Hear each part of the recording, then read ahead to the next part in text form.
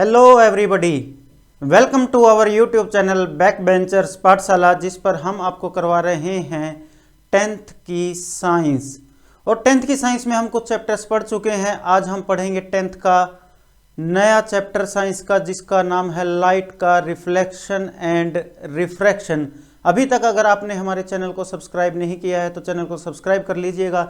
Video और जानकारी अच्छी लगे तो उसको शेयर कीजिएगा, कमेंट कीजिएगा। ज़्यादा टाइम ना लेते हुए हम स्टार्ट करते हैं आज का हमारा टॉपिक लाइट। आप लाइट पिछली क्लासेस में भी पढ़ चुके हो। 10th क्लास में बच्चों का जो इशू रहता है वो ये रहता है कि उन्हें समझ में नहीं आ पाता कि इमेज कहाँ पे बनी, कैसे बनी, उल्टी कैसे बनी, सीधी कैसे बनी, रियल कैसे बनी, इमेजिनरी कैसे बनी। तो उन सब चीज़ों के बारे में आज हम बहुत डिटेल में डिस्कस करेंगे, बहुत आराम से पढ़ेंगे ताकि आपको अच्छे से समझ में आ जाए। उसके लिए सबसे पहले हम कर लेते हैं जो पिछली क्लासेस में हमने छोटा छोटा लाइट्स के बारे में पढ़ा है उसका रिवीजन। हम सबसे पहले पढ़ते थे कि जब भी किसी ऑब्जेक्ट पे कोई लाइट पड़ती थी तो तीन चीज़ें हो सकती थी। या तो वो ऑब्जेक्ट लाइट को अपने अंदर से पास करवा देता था, या वो लाइट को बिल्कुल पास नहीं होने देता था, या वो ये करता था कि कुछ लाइट को पास होने देता था और कुछ लाइट को पास नहीं होने देता था। तो उन मीडियम्स के बारे में बात करते हैं। वो मीडियम जो लाइट को पास होने दे उसको ट्रांसपेरेंट मीडियम कहते हैं। जो लाइट को पास नहीं होने देता उसको ओपेक मीडियम कहते हैं। जो लाइट को पार्शियली पास होने दे यानी कि पार्शियली ट्रांसपेरेंट हो उसको ट्रांसल्यूसेंट कहते हैं। इसमें से लाइट पास तो हो जाती है बट पूरे तरीके से नहीं होती। हम लोग देखते हैं कि कई बार जब हम उसके अंदर से देखते हैं तो हमें दूसरी तरफ धुंधला दिखाई देता है। जब लाइट की किरणें कहीं पे जाकर आपस में टकरा जाती हैं रिफ्लेक्शन के बाद तो बनती है रियल वास्तविक इमेज। उसके बाद है आभासी इमेज। जब लाइट की किरणें रिफ्लेक्टेड होने के बाद वास्तव में आपस में नहीं टकराती परंतु हमें आभास होता है कि ये लाइट पीछे कहीं ना कहीं टकरा रही हैं, तो उन इमेजेस को हम कहते हैं वर्चुअल इमेजेस। इन्वर्टेड होता है उल्टी और इरेक्ट होता है सीधी, बिल्कुल स्ट्रेट। एक जो आपने पिछली क्लासेस में पढ़ा था वो था लेटरल इन्वर्जन। लेटरल इन्वर्जन का मतलब ये होता है कि जैसे हम शीशे के सामने खड़े होके अपने चेहरे को देखते हैं तो हमें सर की जगह सर दिखाई देगा, पैर की जगह पैर दिखाई देगा, परंतु एक चीज हो जाती है कि लेफ्ट की चीज राइट में दिखने लगती है और राइट वाली लेफ्ट में। उसी को कहते हैं लेटरल इन्वर्जन। इन्वर्जन का मतलब होता है उल्टा। ये लेटरल इन्वर्जन का मतलब ये हुआ कि वो लेफ्ट को राइट दिखा देता है और राइट को लेफ्ट। पिछली क्लासेस में हमने पढ़ा था कि लाइट हमेशा स्ट्रेट लाइन में ट्रेवल करती है। आप लोग ध्यान रखिएगा, कई जगह पे स्ट्रेट की जगह आपको रेक्टिलिनियर प्रोपेगेशन दे दिया जाएगा। बोला जाएगा कि light travels in a rectilinear propagation. Rectilinear propagation एक नंबर का क्वेश्चन पूछा जा सकता है। ध्यान रखिएगा, रेक्टिलिनियर का मतलब होता है एक ही लाइन में, उसका सीधा सीधा मतलब है स्ट्रेट लाइन में। फिर हमने पढ़ा था इंसिडेंट रे के बारे में और रिफ्लेक्टेड रे के बारे में, आपतित किरण परावर्तित किरण के बारे में। जब हम लाइट को पढ़ते हैं तो बच्चों का ये डाउट रहता है कि सर हम पढ़ तो प्रकाश के बारे में, लाइट के बारे में रहे हैं, तो हम इसमें मिरर के बारे में, इमेज के बारे में, रिफ्लेक्शन के बारे में क्यों पढ़ते हैं। हमने पिछली क्लासों में देखा था कि जब तक हमारे पास लाइट है तब तक हमें ऑब्जेक्ट दिख रहा है, और उसका दिखने का ये कारण था कि जब लाइट ऑब्जेक्ट पे आके गिरती थी वो रिफ्लेक्ट होके वापस जाती थी और हमारी आंखों में उसका इमेज चित्र बन जाता था, जिसकी वजह से हमें वो दिखाई देती थी। अंधेरे में वो दिखाई नहीं देती थी क्योंकि वहाँ पे कोई लाइट नहीं है, और जब लाइट नहीं है तो उस ऑब्जेक्ट से लाइट रिफ्लेक्ट भी कहाँ से होगी और वो चीज़ हमें दिखाई नहीं देगी। हवा के केस में भी बिल्कुल ऐसा ही है, जिसके बारे में हम आगे जिक्र करेंगे कि हवा हमें क्यों दिखाई नहीं देती। तो सबसे पहले लाइट जब कहीं पे टकराती है तो तीन चीजें हो सकती हैं। पहला है रिफ्लेक्शन, जिसको हम परावर्तन कहते हैं। जब लाइट टकराती है, लाइट की किरण आती है तो उस किरण को कहते हैं इंसिडेंट रे, और टकराने के बाद वापस जाती है तो उसको कहते हैं रिफ्लेक्टेड रे, और जहां पे आके टकराती है उसको कहते हैं पॉइंट ऑफ इंसिडेंस। लाइट के टकराने के बाद जब वो वापस चली गई, उस फिनोमिना को कहते हैं रिफ्लेक्शन। एक फिनोमिना लाइट का क्या होता है कि लाइट अपने रास्ते में सीधी आ रही होती है, परंतु उसको रास्ते में एक ऑब्जेक्ट मिल जाता है जो ओपेक होता है, अपने अंदर से लाइट को पास नहीं होने देता। और हमने पढ़ा था कि लाइट स्ट्रेट लाइन में ट्रेवल करती है, परंतु यहां पे एक स्थिति ये हो गई कि ये लाइट को पास तो नहीं होने देता, परंतु इस पे जितनी लाइट पड़ती है ना तो ये उसको सोख पा रहा है और ना ही उसको वापस भेज पा रहा है। तो लाइट क्या करती है, लाइट इस ऑब्जेक्ट पे हैवी हो जाती है। कारण क्या है कि ये ऑब्जेक्ट का साइज जो है छोटा है। लाइट सीधी जाते जाते इस ऑब्जेक्ट के ऊपर से बैंड होके मुड़ के चली जाती है, तो उस फिनोमिना को हम कहते हैं डिफ्रैक्शन, विवर्तन ऑफ लाइट, यानी कि the tendency of light to bend around a object, उसी को कहते हैं डिफ्रैक्शन। फिर एक फिनोमिना होता है जब लाइट किसी ऑब्जेक्ट पे पड़ती है, तो एक रीजन ये भी होता है कि लाइट वहां पे ऑब्जेक्ट पे डलने के बाद दूसरी साइड में पार चली जाती है, परंतु जब एक मीडियम से दूसरे मीडियम में लाइट जाती है तो वो अपनी डायरेक्शन में चेंज कर लेती है, अपनी डायरेक्शन को बदल लेती हैं, उसको रिफ्रैक्शन कहते हैं, जिसको हम डिटेल में पढ़ेंगे।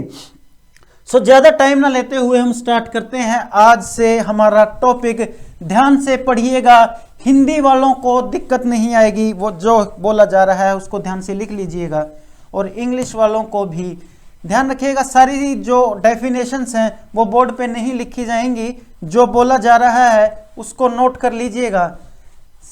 अब जो सूरज ग्रहण है, जो चांद ग्रहण है, तो सब चीजों में, सबके लगने में लाइट का बहुत ज्यादा रोल है। तो जब रिफ्लेक्शन के कारण ही चीजें दिखाई देती हैं तो हमें रिफ्लेक्शन पढ़ना बहुत जरूरी हो जाता है, और उसी के संबंध में हम सबसे पहले पढ़ते हैं लॉ ऑफ रिफ्लेक्शन। क्या पढ़ेंगे?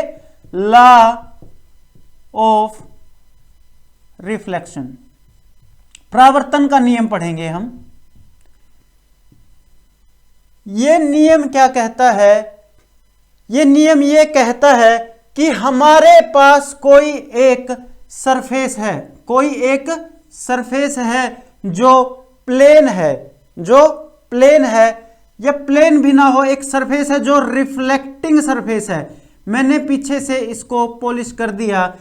इस रिफ्लेक्टिंग सरफेस पे लाइट के सोर्स से कहीं ना कहीं आके लाइट टकराई, इसको हम इंसिडेंट रे कहते थे, हमने पीछे पढ़ा है।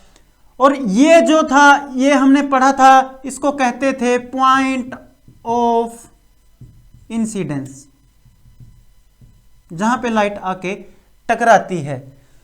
अब जहां पे ये आके लाइट टकराई, पॉइंट ऑफ इंसिडेंट पे मैंने एक नॉर्मल ड्रा कर लिया, बिल्कुल सीधी रेखा ड्रा कर ली। इसको कब बोलते हैं? नॉर्मल।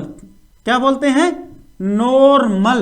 लंब कहां पे खींचा गया? पॉइंट ऑफ इंसिडेंस पे।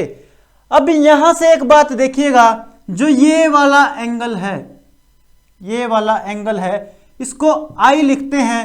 तो आई को क्या लिखते हैं? ये आई होता है एंगल ऑफ इंसिडेंस।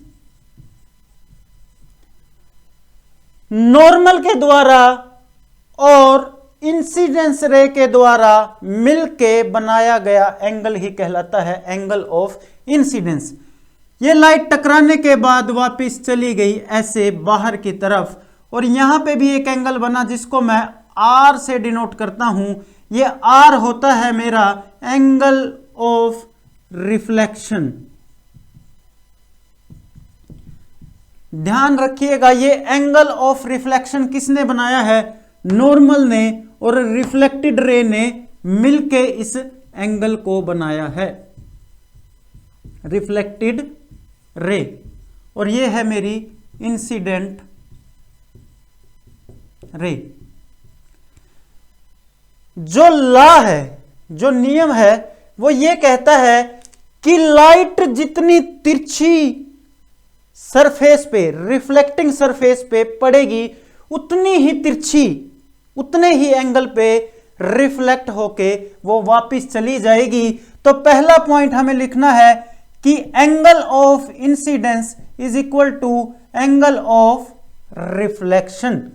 दूसरी बात ये लॉ क्या कहता है, ये लॉ ये कहता है कि अगर हमारे पास कोई एक प्लेन है, अगर हमारे पास कोई एक प्लेन है और एक हमारे पास दूसरा प्लेन है,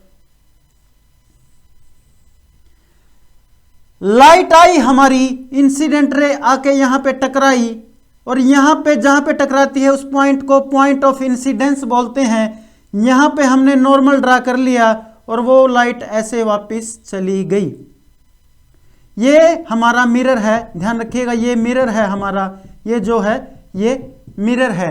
ये होता है प्लेन, ये होता है प्लेन, ये incident ray, reflected ray, normal. तो दूसरी बात क्या कहता है ये लॉ, ये कहता है कि हमारी इंसिडेंट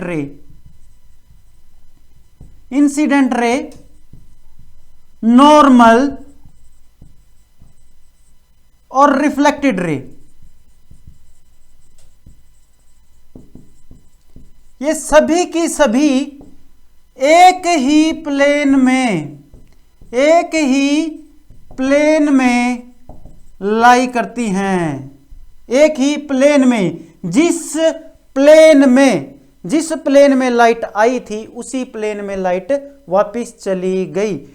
ध्यान रखिएगा, ये जो लॉ है ये हर तरीके के रिफ्लेक्टिंग सरफेस पे लागू होता है, चाहे वो मिरर हो, चाहे वो कुछ भी हो।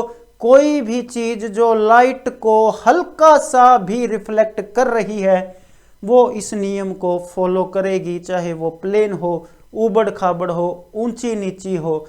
ध्यान रखिएगा। इसके बाद हम पढ़ते हैं मिरर्स के बारे में। जो हमारे चैप्टर्स में मिरर दिए गए हैं उनके बारे में पढ़ते हैं हम। प्लेन मिरर के बारे में हम पिछली क्लासों में पढ़ चुके हैं, परंतु छोटा छोटा जिक्र उसका यहां पे भी हम कर लेंगे। अब करेंगे हम मिरर्स की डिटेल में स्टडी। मिरर क्या होते हैं? मिरर हम जो पढ़ेंगे, मिरर पढ़ेंगे तीन प्रकार के। कौन से? एक जो मिरर होता है उसको बोलते हैं प्लेन मिरर। क्या? Plane mirror. समतल दर्पण कहते हैं जिसको हम, समतल, बिल्कुल ऐसे होता है वो सीधा, ठीक है। दूसरा जो पढ़ते हैं हम, उसमें पढ़ते हैं हम स्फेरिकल मिरर्स। कौन से? Spherical mirror.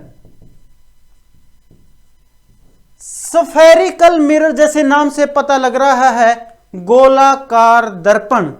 ये जो दर्पण है, मिरर हैं, ये एक गोले में से बनाए जाते हैं। एक गोले को काट के दर्पण बनाए जाते हैं। उस गोले में से बने दर्पणों को ही स्फेरिकल मिरर कहा जाता है। ऐसे होते हैं स्फेरिकल मिरर। एक ये मैंने पीछे से कर दिया। ये ऐसे मेरा एक गोला था और उस गोले में से मैंने इतना पोर्शन कट कर लिया।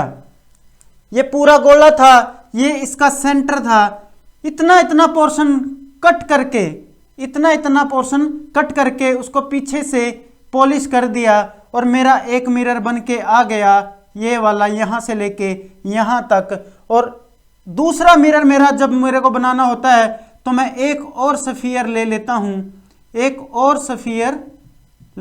हूं, और वो स्फीयर जो है ये उसका सेंटर होता है। पहले मैंने इस साइड से काटा था, अब मैंने इसको इस साइड से काट दिया और इसको अंदर से कर दिया पॉलिश। ये इसका सेंटर है। ये इसका सेंटर है। ध्यान रखिए ये सफियर को काट के मैंने क्या बनाए हैं, स्फेरिकल मिरर। आप लोग यहां पे ध्यान से देखिएगा, ये जो मिरर है, इस मिरर को बोलते हैं कनकेव मिरर, कनकेव मिरर। और जो दूसरा ये मिरर है इसको बोलते हैं कन्वेक्स मिरर, कन्वेक्स मिरर। जो ये मिरर है ध्यान दीजिएगा, ये बिल्कुल ऐसे है, मैं इसको यहां पे रफली ड्रा कर रहा हूं, ये बिल्कुल ऐसे है, बिल्कुल ऐसे। लाइट रिफ्लेक्टिंग सरफेस कौन सा है, अंदर की साइड वाला, यहां पे आके लाइट टकराती हैं और वापस चली जाती हैं। तो ध्यान रखिए कि लाइट बिल्कुल केव में एंटर हो रही है। कहां पे, गुफा में।